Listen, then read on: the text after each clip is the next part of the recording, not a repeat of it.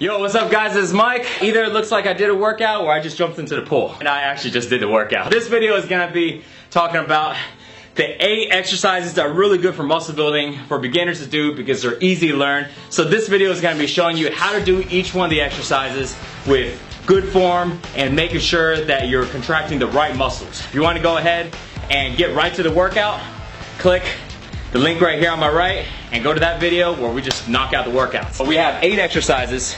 The only equipment you're gonna need is basically gonna be a pair of dumbbells, medium weight or so. Every exercise you're gonna do only 30 seconds. Okay, 30 seconds, 30 seconds, 30 seconds, and keep going. There's no rest, so take rest if you need to. If not, just keep rolling with it. We're gonna be doing 4 rounds total. When you knock through all these exercises, it equals 1 round. We're gonna repeat it 4 times. This is total body, because push-ups working on your chest, shoulders, and triceps. Bent over rolls working on your back, core. Upright rolls, back, traps, shoulders. Squat and press, shoulders and quads. Curls, biceps. Close grip push-ups, triceps. Mountain climbers, cardio and abs, core. Toe touches, straight abs. You add them all together, you get a killer muscle building workout / endurance and cardio. So let's go ahead and run through the exercises and make sure we do them right. This is a big mistake I see guys when they're doing push-ups. I used to do the same thing. And so when people are doing push-ups, number one, let me turn to the side so y'all guys can see. A lot of guys do this, right?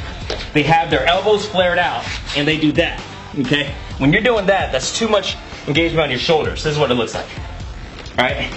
If you're doing this, you're not doing push-ups right. You need to have your elbows tucked in back here. So when you're doing push-ups, you're actually coming back here at a 45-degree angle instead of flared out, okay? That's the first thing.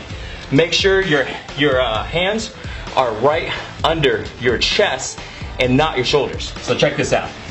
If you do this, this is right under your shoulders. Y'all guys can see this okay? So when you come down, it's gonna work a lot of shoulders. If you come right here, notice how now it's aligned to my chest. And it was just a very small movement. Keep your elbows at 45 degrees and come up. Make sure that your body is flat like a board, okay? So no slouching your back like this and no popping your butt up like this. Next thing, bent over rolls. The key thing on a bent over roll, I'm gonna turn to the side again, is making sure you don't round your back. So you don't wanna do this, right? This is wrong because it's gonna hurt your back. You wanna keep your butt out, look either forward or slightly down, so now your back is straight. And your knees should not be propped out like this. Your knees should be back behind your toes, right? So knees behind the toes, butt back, back is straight at about a 45-degree angle, give or take. From here, nothing else should move. You should have very, very small movements in everything besides your arms. Just like this. See?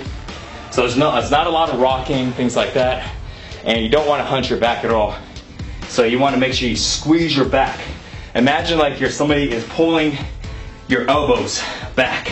This is the way your back should look. It's hard to tell, but pull your elbows back so you're squeezing your back. If not, you're doing this. Next exercise is upright rolls. Grab a pair of dumbbells or barbell. You can put it together or have it slightly separate.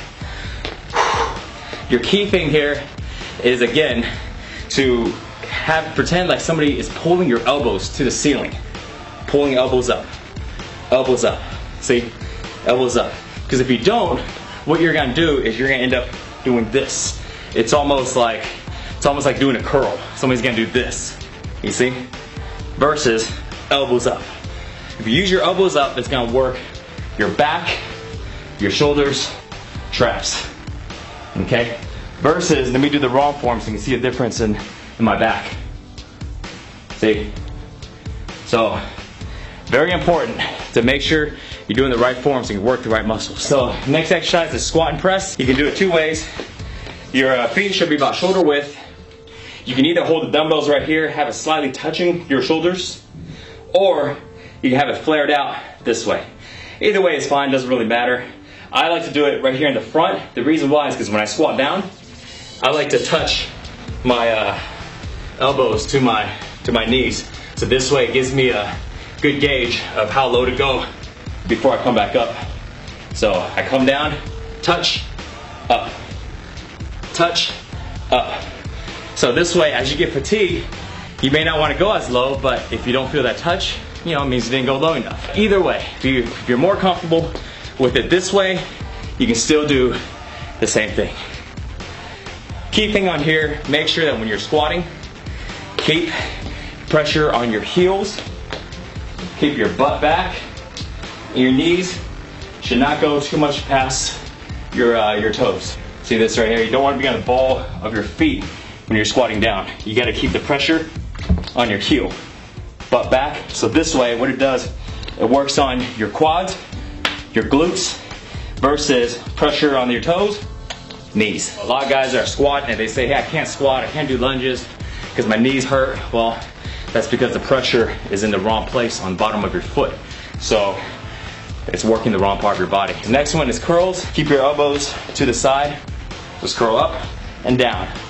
Don't tuck your elbows in, elbows back, because you're not gonna get a range of motion. It's gonna look like this, okay? Another thing on curls is making sure, if you look at my wrist, make sure your wrist is not curled in like this, okay? Because I was using too much forearms. Keep your wrist straight, or even slightly back a little bit, okay? So this way, it takes the pressure off your forearms and right into your biceps. Next one is close grip push-ups. Number one, making sure your elbows are flared 45 degrees back and not to the sides. So you want to make sure the grip, well, your hand placement, the closer your hands are to each other, the more triceps you work.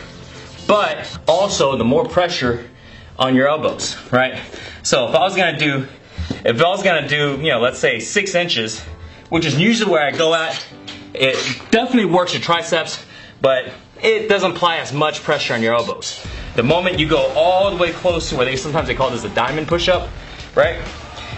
If you go all the way close, it's gonna put more pressure on your elbows, which might be fine if you have good elbows. Personally for me, they're a little tender sometimes, you know, I don't got the best joints. So that's why I keep mine separate a little bit. But what you need though is you can't have your hands farther than 6 to maybe 8 inches apart. If you have it too wide apart, you're not working enough on your triceps and you're working on your chest.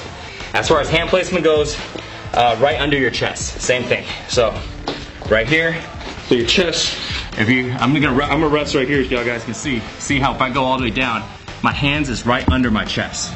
So it's not like this, you know, something like that. You know, they say kiss the ground, you know, kiss the diamond, stuff like that. You can, but I personally don't like that because that's just too much pressure on your elbows. Okay, so we got mountain climbers and then toe touches. Mountain climbers, really easy. And turn to the side. Here's a tip on mountain climbers. If it's hard for you, what you're gonna naturally do, I don't even need to tell you this, you're gonna naturally lean back like this. All right, because it makes it easier. If you wanna make it harder, lean forward, right here. What it does is it engages a lot more core.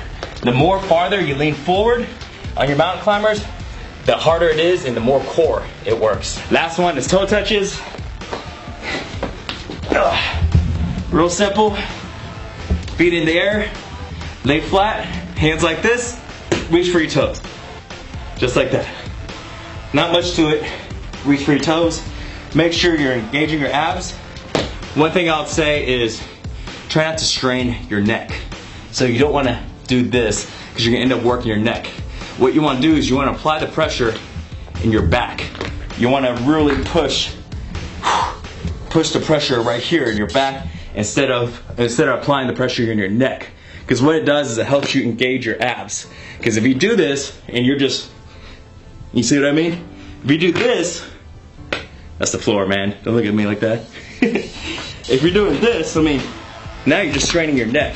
But if you apply the pressure in your back and you use your abs, damn, that was loud. See? Now you're working your abs. So that's the key thing, is making sure, especially on toe touches, that you do it right. Because if not, your neck will be just super, super sore. You probably have a very swollen neck, you know, like one of those guys with crazy veins coming out of their neck and no abs. There you go, guys.